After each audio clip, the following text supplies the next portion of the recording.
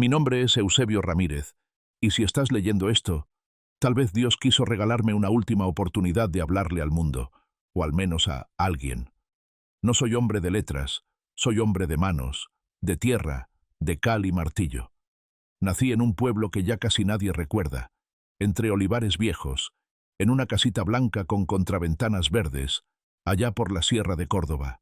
Mi padre era arriero, mi madre, mujer de misa y caldo de puchero. Toda mi vida trabajé. Desde los 12 ya cargaba sacos de cemento, y a los 15 ya levantaba paredes con mi tío Paco en las afueras de la ciudad. Después aprendí también la madera, y en mis años más duros, cuando Franco aún mandaba, llegué a ganarme la vida de sol a sol, sudando por un jornal que apenas alcanzaba para pan, aceite y algo de chorizo los domingos. Pero yo era feliz. Tenía mis manos fuertes, mi dignidad y un corazón que no conocía la envidia. Conocí a Rosario en la feria de San Mateo. Llevaba un clavel rojo en el pelo y una risa que hacía temblar las campanas del pueblo. Nos casamos en la iglesia vieja, con todos los vecinos, vino tinto de la tierra y baile hasta las 3 de la mañana. De ese amor nació nuestra única hija, Clara. Clara fue mi sol, mi guía, mi ilusión. Cuando era niña, la llevaba en el burro al colegio. Le enseñé a plantar tomates, a rezar el Padre Nuestro, a decir gracias y por favor. Nunca le faltó nada. Trabajé como un burro para que ella estudiara, para que no tuviera que romperse la espalda como su padre. Construí con estas manos la casa donde viví toda mi vida, piedra a piedra. Levanté los muros mientras Clara daba sus primeros pasos. Cada azulejo lo puse pensando en ella, en su futuro, en su bienestar. Rosario bordó las cortinas mientras yo lijaba las puertas. Era un hogar humilde, sí, pero lleno de amor. Rosario se fue hace ya 15 años. El cáncer se la llevó calladamente, sin dramas. Me dejó una carta bajo la almohada, como si supiera que yo no sabría qué hacer sin ella. Desde entonces, la casa quedó más fría, aunque el sol siguiera entrando por el ventanuco de la cocina. Me refugié en mi rutina, mis paseos a la plaza, el dominó con los viejos del barrio, los domingos de misa y cocido. Pero Clara ya no venía tanto. Tenía su vida en Madrid, sus cosas, su marido, sus apuros. Yo lo entendía. Siempre le decía que no se preocupara por mí, que yo me las arreglaba, aunque a veces los huesos ya no me respondieran, aunque la escalera se hiciera más empinada y el silencio más pesado. Yo le decía, Clara, mientras pueda calentarme la sopa y dar de comer al gato, estoy bien. Me miraba con una mezcla de ternura y prisa, siempre con prisa, siempre con el móvil en la mano. No me quejaba, nunca me quejé. La vida no está para lamentos, y si algo aprendí de mi padre es que el hombre que se queja pierde el alma. Pero lo que vino después, eso sí que no lo vi venir. Todo empezó con pequeños comentarios, que si la casa era muy grande para un solo viejo, que si en Madrid podía estar más acompañado, que si venderla no era mala idea. Yo le respondía con paciencia, esta casa no se vende, Clara. Aquí está enterrado tu abuelo, aquí murió tu madre, aquí naciste tú. Esto no es ladrillo, esto es memoria. No le gustaba oírme hablar así. Decía que me ponía dramático, que ya era hora de pensar con la cabeza. Yo me encogía de hombros y le servía café. Siempre quise lo mejor para ella. Pero empecé a notar que algo se movía detrás de sus palabras, como una sombra, como una intención que no se atrevía a decirme de frente. Una mañana, sin previo aviso, apareció con 2 señores trajeados. Decía que eran asesores inmobiliarios, que solo querían echar un vistazo, valorar. Les cerré la puerta en la cara. Le grité. Por primera vez en mi vida le grité a mi hija, y ella me miró con algo que nunca olvidaré. No era rabia, no era tristeza, era cálculo. Como si, por dentro, ya hubiese tomado una decisión y solo esperara el momento. Esa noche no dormí. Salí al patio con una manta sobre los hombros. Miré las estrellas como hacía de niño y recé. No pedí justicia, ni milagros. Solo le pedí a Dios que me diera luz para entender lo que estaba pasando. Porque en ese momento, algo dentro de mí se rompió. Y no fue la espalda, fue la fe. A la semana siguiente vino a verme con otro tono. Más dulce, más suave. Me trajo una tortilla de patatas, como las que hacía su madre, y se sentó en la mesa conmigo, como cuando era niña y me contaba sus cosas. Me preguntó si dormía bien, si tomaba mis pastillas, si necesitaba algo. Yo, que la conozco mejor que nadie, supe de inmediato que había algo detrás de tanto mimo. La tortilla estaba rica, pero no tenía alma, como si la hubiera cocinado una desconocida que imitaba a mi Rosario sin entender su amor. Después de comer, me miró fijamente. Tenía los ojos fríos, y me dijo que ya no podía seguir preocupándose por mí desde lejos, que lo hablaba con su marido, que en Madrid conocían una residencia muy buena, con doctores, con fisioterapia, con actividades. Tienen hasta clases de flamenco para los mayores, papá, me dijo, sonriendo, como si la idea de meterme en una residencia fuera una fiesta. Yo le respondí bajito sin levantar la voz. Yo no soy un mueble viejo que se guarda en un trastero. Esta es mi casa, Clara. Aquí quiero morirme.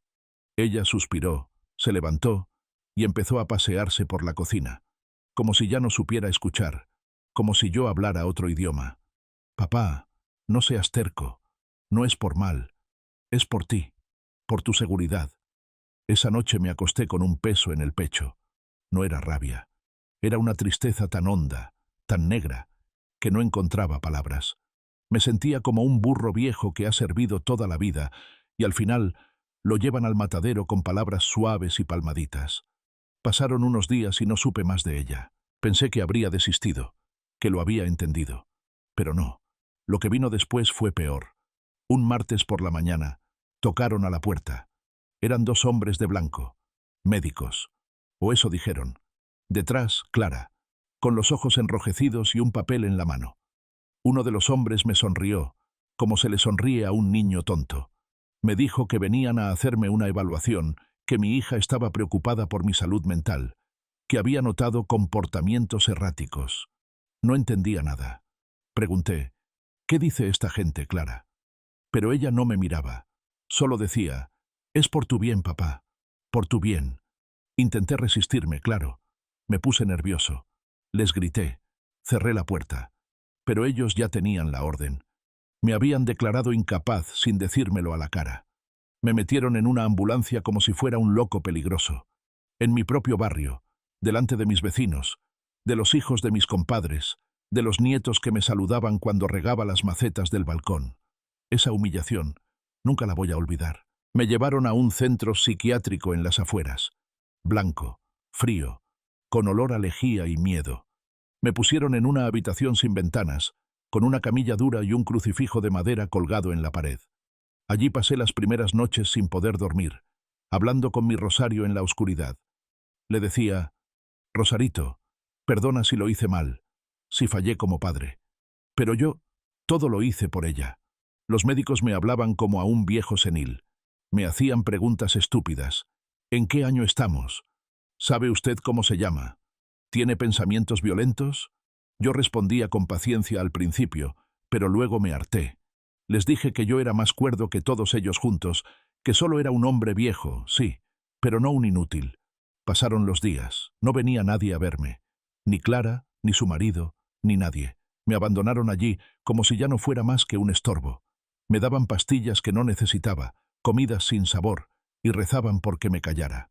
Pero lo que no sabían, lo que mi querida hija jamás imaginó, es que un año antes de todo esto, cuando empezó a hablarme de vender la casa, yo ya había ido al notario.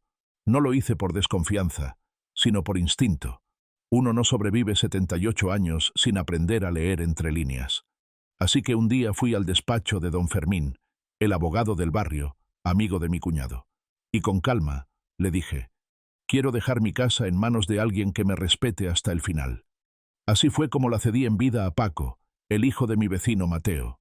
Un chaval bueno, trabajador, que me venía a ayudar cada sábado a limpiar el tejado, a cambiar bombillas, a subirme las garrafas de agua. Nunca me pidió nada, ni lo sospechaba, pero esa casa ahora es suya, legalmente, y nadie, ni siquiera mi Clara, puede venderla. Yo, claro, me callé. No le dije nada a nadie. Pensé que tal vez no haría falta, que el amor vencería a la codicia, pero me equivoqué, como tantos padres se equivocan. En el centro me empezaron a llamar el señor andaluz, porque nunca me mezclaba con los demás, pero tampoco daba problemas. Me pasaba los días mirando por la rendija de la persiana, si es que se le puede llamar así a una franja sucia de plástico por donde apenas entra la luz. A veces tarareaba coplas viejas, otras me quedaba en silencio absoluto, hablando por dentro con los que ya no están. Con los días conocí a don Agustín, un profesor jubilado que también estaba allí, olvidado por sus hijos.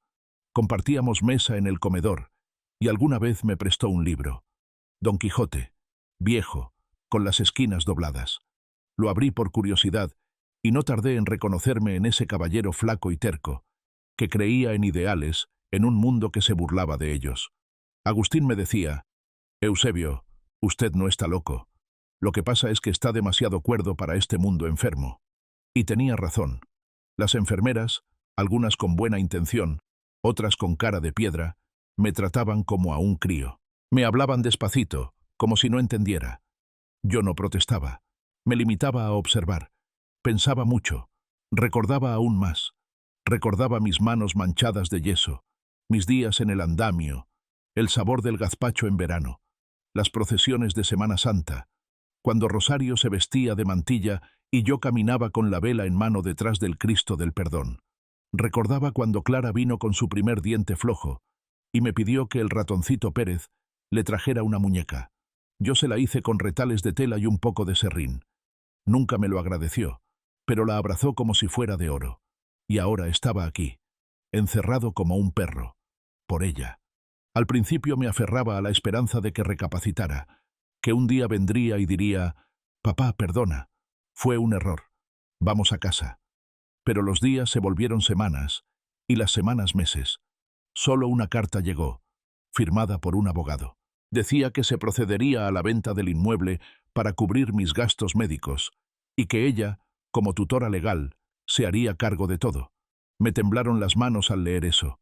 No por rabia, sino por pena. ¿Cómo había criado yo a una persona capaz de hacerme esto? ¿Dónde me equivoqué? Fueron días oscuros. No lo niego. Pensé en dejar de comer, en rendirme, en que quizá ya era la hora de irme al otro barrio y dejar todo atrás. Pero entonces, una tarde, ocurrió algo que cambió el rumbo de mi vida. Paco vino a verme. No sé cómo me encontró, ni por qué tardó tanto, pero allí estaba, en la sala de visitas, con su cara morena, su gorra vieja y una bolsa con empanadas de espinacas que hacía su madre. Me abrazó fuerte, como un hijo de verdad.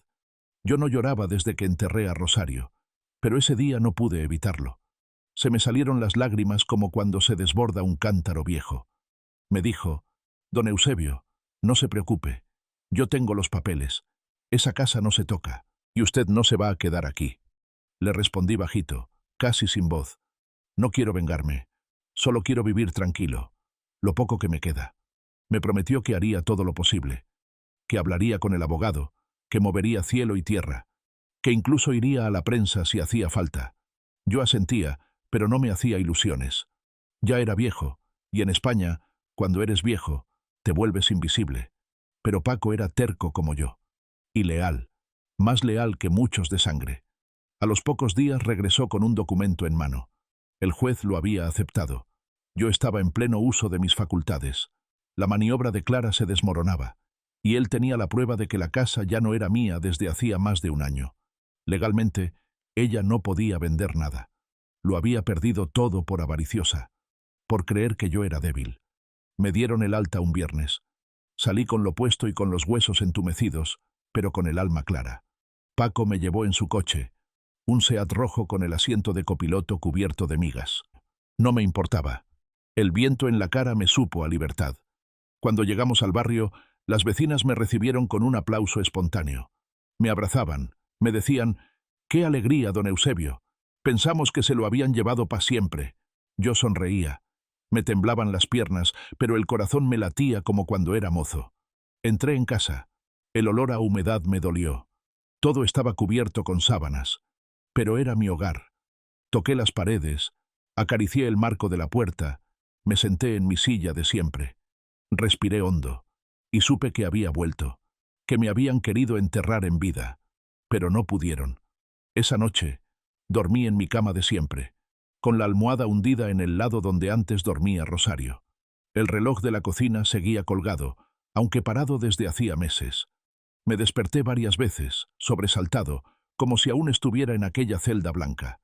Pero al mirar hacia el techo con las manchas de humedad que yo nunca quise pintar, entendí que había regresado a mi mundo, a mi lugar.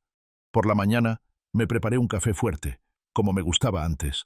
Saqué un trozo de pan de hogaza que Paco había dejado en la despensa y lo unté con aceite de oliva virgen. Lo saboreé lentamente, como si fuese un manjar de reyes. No hay banquete más sagrado que el que uno se gana con dignidad. Salí al patio. Las macetas estaban secas, las bugambillas casi muertas, pero el limonero seguía de pie, tercamente vivo, como yo. Me arrodillé a su lado, clavé las manos en la tierra y lloré.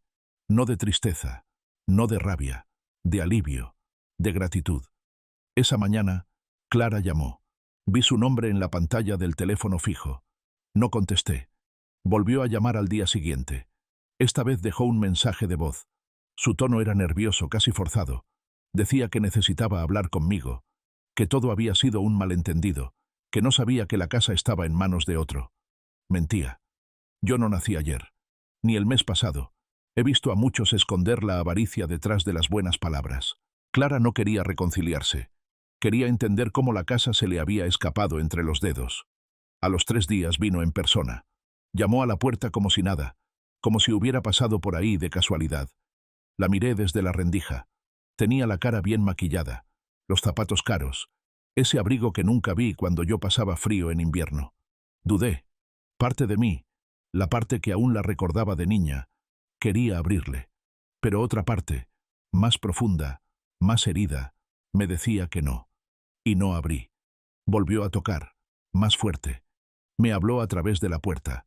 Papá, por favor, sé que estás ahí. Quiero explicarte. No era mi intención hacerte daño. Pero yo ya había aprendido que el daño que se hace con intención de beneficiarse no es un error. Es una traición. Le respondí con voz firme. Clara, tú ya no vives aquí. Esta casa no es tuya. Nunca lo fue. Era un regalo que se ganaba con amor, y tú lo vendiste por adelantado. Guardó silencio unos segundos. Luego murmuró, Papá, tengo problemas. Necesito ayuda. Me apoyé en el marco de la puerta. Me dolía todo. Las piernas, la espalda, el alma. Yo también tuve problemas, hija. Toda mi vida fue un problema que resolví con estas manos. Y tú, en vez de ayudarme, me encerraste como a un perro. Así que ahora, si tienes hambre, ve a ganarte el pan. Como lo hice yo. Como lo hace cualquier persona honrada. Se quedó callada. La oí alejarse, con sus tacones repicando en la acera. No volvió más. Esa tarde, Paco vino a ayudarme a arreglar la cisterna del baño. Después, sacamos unas sillas al patio y nos tomamos una cerveza fresca. Le conté que Rosario siempre decía que cuando uno da sin esperar nada, Dios lo devuelve en formas inesperadas. Él sonrió y me dijo, entonces, usted tiene una cuenta pendiente con el cielo muy a favor. Esa noche dormí en paz, por primera vez en meses, y soñé con Rosario. Me miraba con esos ojos dulces de siempre y me decía, bien hecho, Eusebio, aún puedes enseñarles a vivir. Desde aquel día en que Clara se marchó por última vez, mi casa volvió a ser un templo de silencio y verdad. Ya no había pasos extraños, ni voces disfrazadas de cariño. Solo el tic-tac del viejo reloj que por fin volví a poner en marcha, y el rumor suave del viento que pasaba por entre las persianas de madera. Al principio me costaba aceptar que todo había sucedido de verdad. A veces me preguntaba si no habría exagerado, si no estaría siendo demasiado duro con mi propia hija. Pero luego, al mirar mis manos, llenas de cicatrices, de cal, de clavos oxidados, recordaba por qué había hecho lo que hice. No fue por venganza, fue por dignidad, porque un hombre que pierde su dignidad, pierde también la vida. Muchos del barrio venían a visitarme. Las vecinas mayores me traían dulces caseros, pestiños, mantecados, como si celebraran que hubiera regresado de entre los muertos. Me decían, don Eusebio, si usted pudiera contar su historia en la radio, más de uno abriría los ojos. Y yo les respondía con una sonrisa torcida. ¿Para qué? Si nadie quiere escuchar lo que no le conviene oír. Pero no todo era amargura. Con el tiempo, empecé a recuperar rutinas que creía perdidas. Los domingos volvía a la plaza a jugar dominó con Mateo y los otros viejos. Nos reíamos como muchachos. Aunque a veces habláramos de muertos, de enfermedades y de achaques, lo hacíamos con una alegría rara, como quien sabe que aún respira por milagro. Recuperé también el huerto. No como antes, claro, pero planté unas matas de tomates y unos pimientos. Cada mañana salía con mi gorra y mi bastón y regaba con cuidado, hablándoles como a criaturas. Decía, creced tranquilos, sin prisa, pero con ganas, como yo. Una tarde vino la hija de Mateo, con su niño pequeño. El chaval tendría unos 6 años, rubito, con los ojos claros como la madre. Me saludó tímido, y le ofrecí una mandarina del árbol que aún resistía en el fondo del patio. Se la comió con deleite, y me preguntó si yo era el abuelo loco del barrio. Me reí tan fuerte que me dolieron las costillas. No, hijo, yo no estoy loco. Solo estoy viejo, y me hicieron pasar por loco para quitarme lo mío. El niño me miró muy serio y dijo, pues eso es peor que estar loco. No supe qué contestar. Los niños tienen esa forma de entender lo que a los adultos les cuesta siglos asumir. En los días que siguieron, Paco vino con más frecuencia. Me traía cosas del mercado, me ayudaba a mover muebles, a arreglar lo que mis manos ya no podían. Un día, mientras tomábamos café en la cocina, me dijo algo que me tocó hondo. Don Eusebio, ¿sabe lo que más me gusta de venir aquí? Que me siento en paz, como si el mundo fuera más simple dentro de estas paredes. Yo asentí, y le dije, porque esta casa se construyó con amor, Paco, y el amor no se alquila ni se vende. Me preguntó entonces por Clara. Le conté lo justo. No necesitaba ensuciar su nombre más de lo que ya se había manchado solo. Paco no opinó. Solo me miró con respeto. Un respeto que ya no se ve mucho en estos tiempos. Una mañana, llegó una carta certificada. Era de Clara. No la abrí de inmediato. La dejé sobre la mesa, junto a mi rosario de madera y la radio antigua que aún funciona. La miré durante horas. Finalmente, al atardecer, la abrí. Era una carta larga, escrita a mano. Decía que no entendía por qué había hecho eso con la casa, que sentía que la había traicionado, que solo había querido asegurar mi bienestar, que no tenía intención de hacerme daño, que estaba pasando un mal momento, que su matrimonio iba mal, que la vida se le venía encima, y que, a pesar de todo, me quería, que era su padre. La leí varias veces. No lloré.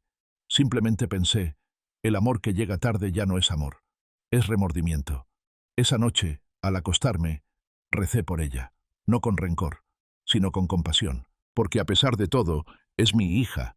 Pero también aprendí que un hijo no es dueño de su padre, que el respeto no se exige, se demuestra, y que hasta el hombre más sencillo, más callado, más viejo, tiene derecho a decir, basta. Los días se fueron volviendo más largos, más serenos. A veces me sorprendía el sol en la mecedora del porche, con la boina calada hasta las cejas y una taza de café tibio en las manos. Veía pasar a los niños con sus mochilas, a los jóvenes con prisa y auriculares, y pensaba, ellos no saben que un día serán como yo, viejos, invisibles, con la memoria llena de voces que ya nadie recuerda. Pero yo no me quejaba. Tenía lo esencial, mi casa, mi silencio y mi conciencia en paz. En el barrio me volvieron a mirar con otros ojos. Ya no era solo el viejo Eusebio que construyó media calle y ayudó en todas las reformas. Ahora era el hombre que volvió de la tumba. Y aunque me reía cuando lo decían, sabía que algo de razón tenían. Porque esa residencia me mató en vida, y salir de allí fue como nacer de nuevo, con los huesos más rotos, pero el alma más limpia. Un domingo, después de misa, me acerqué al banco del parque donde se reúnen los viejos que ya no juegan a las cartas, sino que repiten historias por costumbre.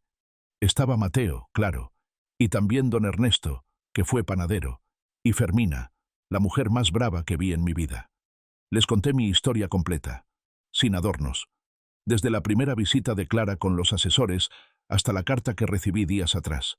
Fermina, que no tiene pelos en la lengua, se cruzó de brazos y soltó. Tu hija es una sinvergüenza. Y punto. Mateo le dijo, no te pongas así, mujer, que a veces los hijos se tuercen por cosas que uno no ve venir.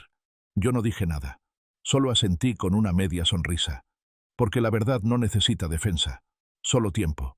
Desde entonces, cada domingo, alguien nuevo venía a preguntarme por el asunto de la casa, Era como si mi historia despertara algo en ellos.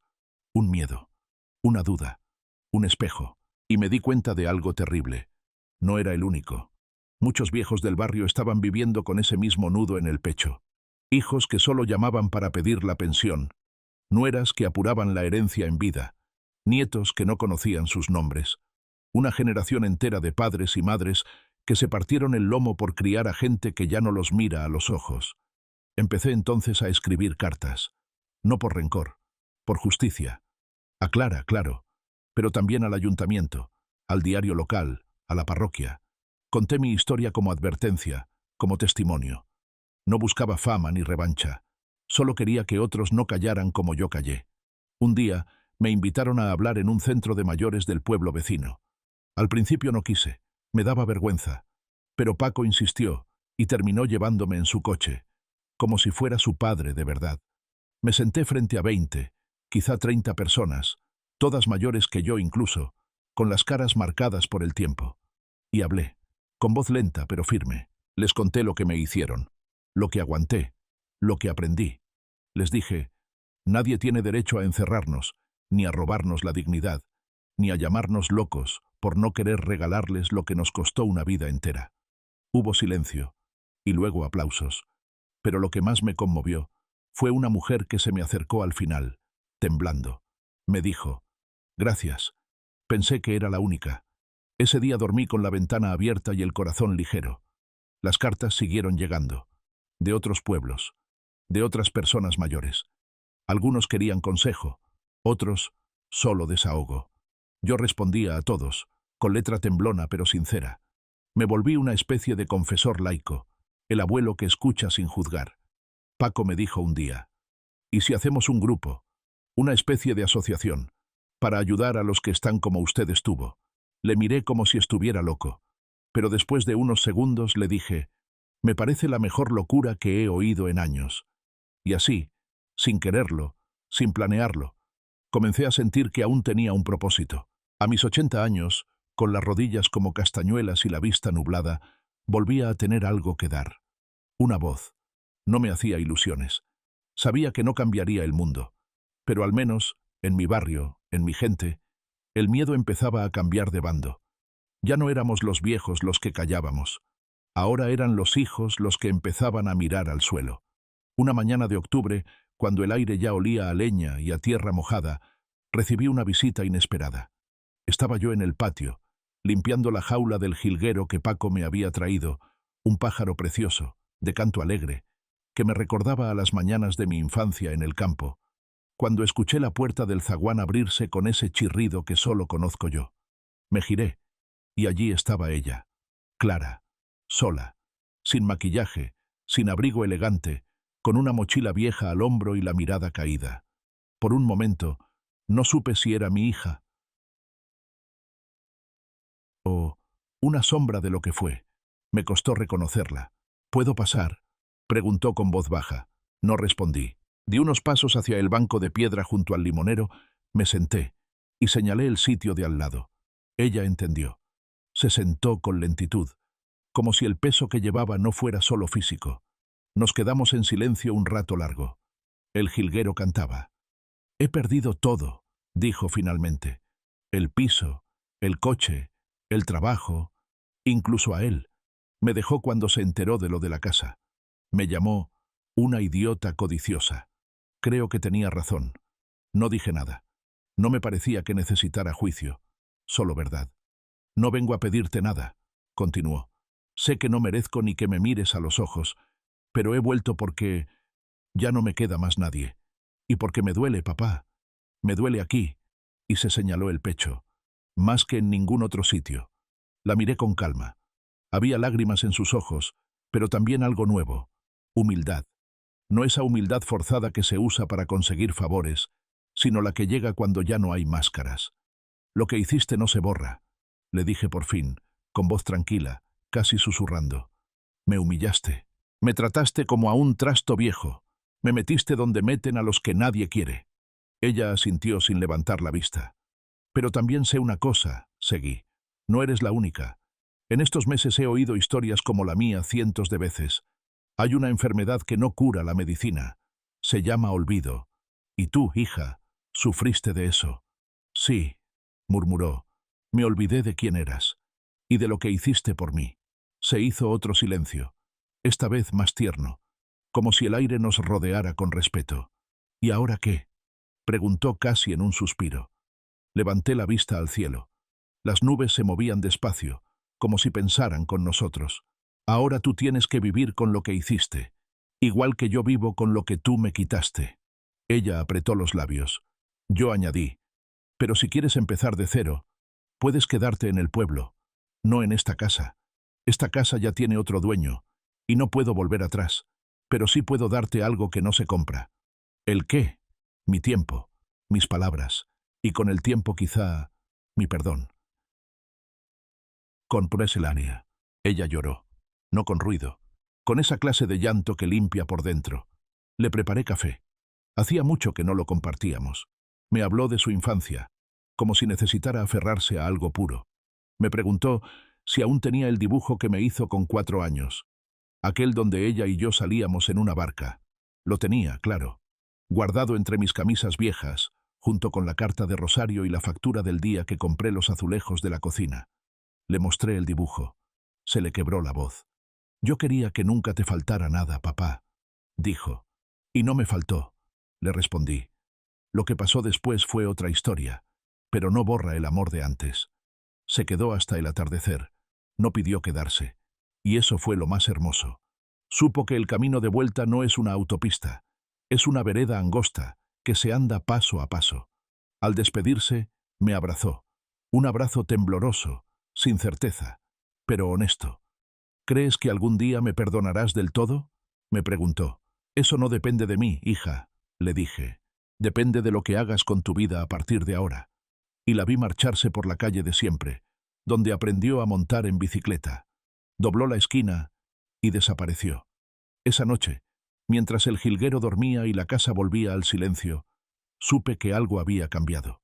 No todo estaba reparado, pero algo se había movido. Y a veces, cuando uno está viejo, un simple temblor en el alma es suficiente para sentir que aún late la esperanza. Los días que siguieron a la visita de Clara fueron extraños, como si el tiempo se hubiera vuelto más espeso. Caminaba por la casa y sentía ecos de cosas que ya no estaban. La voz de Rosario llamándome desde la cocina. Los pasos de mi hija por el pasillo cuando era niña. Las carcajadas de los vecinos durante las verbenas de San Juan. Todo parecía más presente que nunca.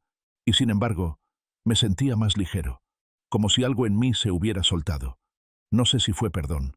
Tal vez solo fue rendición, pero de la buena. Esa que viene cuando uno ya no quiere pelear contra lo que no puede cambiar. Paco seguía viniendo, fiel como un hijo de verdad. Me trajo un brasero nuevo para el invierno, porque el viejo ya no calentaba ni una sombra. Le invité a almorzar un cocido que me salió más salado de la cuenta, pero no se quejó. Charlamos de todo y de nada. Le conté historias de cuando trabajé en los tejados de Córdoba, de las huelgas en los 70, de cuando dormía en una pensión con colchón de lana y oraciones en la cabecera. ¿Y nunca pensó en irse de aquí, don Eusebio?, me preguntó. ¿Irme?, reí con la garganta. Esta casa la levanté yo con mis propias manos. Aquí enterré mi juventud, mi amor y mis sueños. Si me voy, ¿dónde pongo todo eso? Él sonrió, pero su sonrisa tenía esa melancolía de quien sabe que el mundo ya no funciona así. Unos días después, me llegó otra carta de Clara, esta vez más breve. Decía que había conseguido trabajo en un centro de día para mayores en un barrio obrero de la ciudad, que estaba ayudando a ancianos con movilidad reducida y que había empezado un curso de geriatría, que le hacía bien, que pensaba en mí todos los días. No supe si creerle, pero tampoco me importó. Algo dentro de mí ya no necesitaba certezas. Me bastaba con saber que, quizás, la vida le estaba enseñando lo que yo no pude. El barrio también cambió. Desde que se supo mi historia, más de uno empezó a hablar en voz alta. Doña Pura denunció que su hijo le había quitado la tarjeta del banco. A don Luis lo visitaron las trabajadoras sociales porque su nieto quería meterlo en un asilo a escondidas. Algo se movía, como una brisa nueva, un despertar silencioso. Y yo, sin quererlo, me había vuelto una especie de símbolo. A veces me daba vergüenza. Yo no era ningún héroe, solo un viejo que se aferró a lo poco que le quedaba. Un sábado Me invitaron a una tertulia en la Casa de Cultura del pueblo. Era sobre la dignidad del mayor. Qué risa me dio ese título. Me sonaba a panfleto barato. Pero fui. Me puse mi chaqueta buena, la que solo usaba para los entierros y la misa de Navidad. Y me senté en una mesa con otros 3 mayores y un psicólogo joven que hablaba de empatía intergeneracional y derechos civiles de la tercera edad. Cuando me tocó hablar, solo dije esto. No somos viejos, somos tiempo, somos historia, somos los cimientos de todo lo que ustedes pisan hoy. Si nos tratan como trastos, se les caerá encima el futuro. Silencio. Luego aplausos. Algunos de pie. Volví a casa esa noche con el alma hinchada. No de orgullo, de sentido. Por primera vez en años, sentí que mi voz no se perdía en el aire. Después, me quedé en el patio, con una manta sobre las piernas, mirando el limonero que florecía otra vez. La luna estaba alta, blanca, serena. Pensé en Rosario. ¿Lo ves, mujer? Aguanté. No me doblegué. Y me pareció, no sé si fue el viento o mi corazón, que una voz dulce me decía, «Eso eres, Eusebio, piedra de río. No hay corriente que te arrastre». Sonreí. Y me dormí allí mismo, con el jilguero cantando bajito entre sueños. El invierno llegó despacio, como un viejo amigo que ya conoce la casa. En las mañanas, el vaho en las ventanas me recordaba que aún respiraba. Encendía el brasero con la calma de quien no tiene prisa. Me tomaba el café escuchando la radio de siempre, esa que aún habla con acento andaluz, sin prisas ni inglesismos, como se hablaba antes. Los días eran más cortos, sí, pero también más hondos. Había aprendido a estar solo sin sentirme solo. Y eso, a mis años, es una bendición. Paco venía menos, porque el trabajo le apretaba, pero siempre me mandaba un mensaje o una bolsa con mandarinas y pan de pueblo. Me decía que la asociación que montamos estaba creciendo, que ya había ancianos de otros pueblos que querían reunirse, compartir sus historias, defenderse. ¿Sabe lo que dicen, don Eusebio? Que usted les dio valor. Me contaba por teléfono. Yo me reía. Valor. Qué palabra tan grande para un hombre que solo defendió su casa. Pero en el fondo, lo sabía. Algo habíamos empezado. Un día, recibí la visita de una joven periodista del periódico de la comarca. Se llamaba Marina. Traía una libreta, una grabadora y ojos sinceros. Me dijo que quería hacerme una entrevista, que mi historia se había compartido en redes sociales, que hasta en el ayuntamiento hablaban de el viejo que se salvó del encierro. Acepté con una condición, que no inventara nada, que no adornara nada. Yo soy un hombre de verdad, muchacha, no un personaje. Nos sentamos en el patio, al sol de enero, y hablé, con calma, como quien pela una naranja. Le conté de Rosario, de la casa piedra a piedra, de Clara niña y Clara adulta, de la traición, del encierro, de la vuelta, de Paco, de la dignidad. Ella tomaba notas como si fueran oro. Al final, me preguntó, ¿qué es lo que más le dolió, don Eusebio? Pensé un rato, que me mirara como si yo ya no fuera nadie, como si todo lo que viví no valiera nada, y que le dio fuerza. Mis manos. Cuando las vi allí dentro, en la residencia, aún llenas de callos, recordé todo lo que construyeron, y supe que yo no podía dejar que me arrebataran lo último que me quedaba, mi nombre. Publicaron el reportaje una semana después, con una foto mía, en el porche, con la gorra calada y el limonero de fondo. El título decía, Eusebio Ramírez, una vida de piedra, amor y resistencia. Vinieron cartas, muchas, de hijos que pedían perdón, de ancianos que decían gracias, de nietos que decían, a mi abuelo le pasó igual. Me abrumaba, no estaba acostumbrado a ser símbolo, pero acepté el papel, porque si mi historia podía evitar otra traición como la mía, ya valía la pena. Una tarde, Clara volvió. Venía distinta, con ropa sencilla, sin perfumes, con ojeras. Me pidió permiso para entrar. Esta vez le abrí. Nos sentamos en la cocina. Le serví café. Se lo tomó en silencio. He leído todo, dijo al fin. La entrevista, las cartas, hasta los comentarios en internet. Miraba la taza, no a mí. Me dolió. Pero también me ayudó. Me vi desde fuera por primera vez. No dije nada. A veces, el silencio habla mejor. Papá, no sé si algún día podrás quererme como antes, pero yo estoy dispuesta a ganarme de nuevo ese lugar, aunque me tome el resto de mi vida. Levanté la mirada. En sus ojos había algo que no había visto en años. Vergüenza y dignidad. Asentí despacio. No necesito que me quieras como antes, le dije. Solo que no vuelvas a olvidar quién soy. Ella bajó la cabeza. Las lágrimas le resbalaban sin ruido. Le di un trozo de pan. Compartimos aceitunas negras, como en los viejos tiempos. Y por un rato, volvió a ser mi niña. No la invité a quedarse, pero le dije que la puerta ya no estaba cerrada. Esa noche, al meterme en la cama, sentí algo que no había sentido en mucho tiempo. Paz sin peso. Perdón sin palabras. Tiempo ganado. El jilguero cantaba. El brasero ronroneaba. Y yo, viejo y vivo, sentí que aún tenía cosas por sembrar. El día de la Candelaria bajé a la iglesia del barrio con mi bastón y el paso corto. La misa estaba llena, como cuando yo era joven y se llenaban las bancas de abuelas con peinetas y mantillas negras. Ahora era distinto. Caras nuevas, familias que no conocía, niños que jugaban con el móvil en lugar de persignarse. Pero la iglesia seguía oliendo igual, a cera, a incienso, a madera vieja y fe. Me senté en mi rincón de siempre, el que está junto a la ventana por donde entra el sol de la mañana. Allí donde Rosario se sentaba conmigo, donde Clara, de niña, se dormía en mi regazo cuando el sermón se alargaba. Cerré los ojos y recé. No pedí nada, solo di gracias. Gracias por el aire en los pulmones. Gracias por la casa, por la justicia, por la verdad que volvió sola cuando nadie la llamaba. Gracias incluso por el dolor, porque sin él no habría entendido nada. Al salir me encontré con Clara. No fue casualidad. Ella sabía que iba cada año a la Candelaria, que nunca faltaba a la bendición de las velas. Estaba allí, de pie, con un paquete entre las manos. Me lo ofreció sin palabras. Era un pañuelo bordado, blanco, con mis iniciales. E.R. Lo había bordado ella.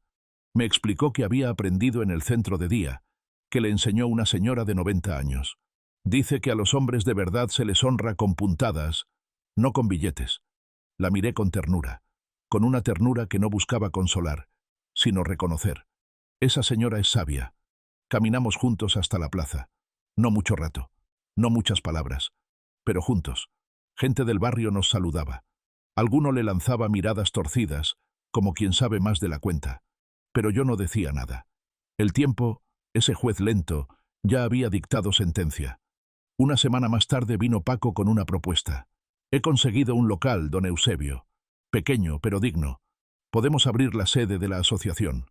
Para los mayores. Para que nadie más viva lo que usted vivió. Le miré sorprendido. ¿Y qué quieres que haga yo? ¿Ser el presidente? No, no, rió. Usted va a ser el alma. Los demás ponemos las manos. Pero usted pone el corazón. Me hizo gracia la idea, pero acepté. A mi edad, cuando aún puedes ayudar a otros, no hay mayor alegría. Inauguramos el local con una merienda modesta. Pan con aceite, aceitunas y vino de la tierra. Vinieron abuelos de pueblos cercanos. Cada uno traía su historia, como piedras en una mochila. Algunos hablaban poco, otros lloraban al primer recuerdo. Pero todos escuchaban. Allí supe que no estaba solo, que lo mío no fue una excepción, sino un síntoma, que hay demasiados Eusebios encerrados en residencias contra su voluntad, demasiadas Claras cruzando líneas por miedo, por egoísmo, por desconocer lo que vale un padre. Desde entonces, cada miércoles organizamos una tertulia de memoria. Nos reunimos, compartimos, aprendemos. Algunos traen cartas, otros fotos. A veces vienen jóvenes, escuchan, preguntan, y a veces lloran, porque se dan cuenta de lo que nunca quisieron ver. Y allí estoy yo, viejo y terco, con mi bastón y mi pañuelo bordado, escuchando, guiando, diciendo lo que nadie se atreve. La vejez no es un castigo, es una corona que uno gana con cicatrices. No somos cargas, somos raíces, y si no nos respetan, debemos alzar la voz, aunque tiemble. Una tarde Clara vino a una tertulia, no como hija, sino como voluntaria. Se sentó en el fondo, tomó notas, sirvió café. Algunos la reconocieron, murmuraron, pero ella aguantó. Y eso, en estos tiempos, vale más que 1000 discursos. Al terminar, se acercó a mí y dijo, ¿puedo venir la semana que viene? La miré. Pensé en Rosario, en su manera de mirar las flores que aún no brotaban. Puedes, pero no como hija de Eusebio, como una más. Asintió. Y sonrió. Una sonrisa pequeña, nueva, como esas que nacen en tierra dura. Esa noche, al volver a casa, encendí una vela y la puse junto al retrato de Rosario. ¿Ves, amor?, murmuré. No he cambiado el mundo, pero al menos lo he hecho tambalear un poco. Y la llama, lo juro por Dios, pareció inclinarse un instante hacia mí. Febrero llegó con sus vientos fríos y sus cielos azules como cristal. Cada mañana, al abrir la ventana, respiraba hondo como quien quiere tragarse el mundo antes de que el cuerpo se lo niegue. No me hacía ilusiones. A mis años, cada amanecer es un milagro. Pero yo ya no vivía con miedo. Vivía con propósito. El local de la asociación, que bautizamos entre todos como Raíces Vivas, se convirtió en un refugio para muchos. Venían no solo ancianos, sino también gente joven que quería escuchar, aprender, entender. Algunas veces Clara venía a dar talleres de cuidados básicos. Otras veces solo barría, servía café, escuchaba. Nunca buscó protagonismo. Y eso, viniendo de ella, era una forma de pedir perdón sin palabras. La primera vez que tomó la palabra en público fue una tarde de miércoles, en una de nuestras tertulias. Yo estaba al fondo, con mi bastón y mi vaso de vino. Ella se levantó, con voz firme pero temblorosa. «Me llamo Clara», dijo, «y vine aquí por vergüenza, pero me quedé por amor». Todos la miraban en silencio. Le hice daño a mi padre. Lo encerré pensando que lo protegía, pero la verdad es que quería deshacerme del problema, porque eso es lo que nos enseñan ahora, que cuando algo envejece, se cambia, se tira, como un móvil viejo. Hizo una pausa. Respiró. Pero mi padre no es un mueble. Es la persona más digna que conozco. Y vengo aquí cada semana no para redimirme, sino para aprender lo que no supe ver, que la vejez no necesita compasión, necesita respeto. Hubo silencio, largo. Algunos lloraron, otros aplaudieron. Yo me quedé quieto, con la vista nublada. No por tristeza, por algo más hondo. Un orgullo que no se grita, que se sostiene en el pecho como un canto antiguo. Esa noche volvimos caminando a casa. Ella me ofreció el brazo, pero yo, por puro orgullo, seguí con mi bastón. «Papá, ¿crees que algún día podré sanar lo que rompí?» «No se trata de sanar», le respondí. «Se trata de mirar el daño de frente y no huir. Y tú lo estás haciendo». En casa, sacamos una caja de fotos antiguas. Clara nunca había visto muchas de ellas. Aparecíamos los tres. Rosario con su moño alto, Clara de niña con su delantal de flores, yo en tirantes, sonriente, con las manos negras de tanto trabajo. «¿Quién es ese?», preguntó señalando una foto. «Ese soy yo, el día que terminé el techo de esta casa. Pareces otro, más fuerte. No era la fuerza de los músculos, era la del amor». Nos quedamos mirando la foto en silencio. A veces las imágenes hablan mejor que los recuerdos. Días después me invitaron a una reunión en el ayuntamiento. Querían entregar un reconocimiento a la asociación por la labor social. Me pidieron que dijera unas palabras. Subí al estrado con la ayuda de Paco. Clara estaba sentada en primera fila. La vi morderse los labios como cuando era niña, y le costaba contener el llanto.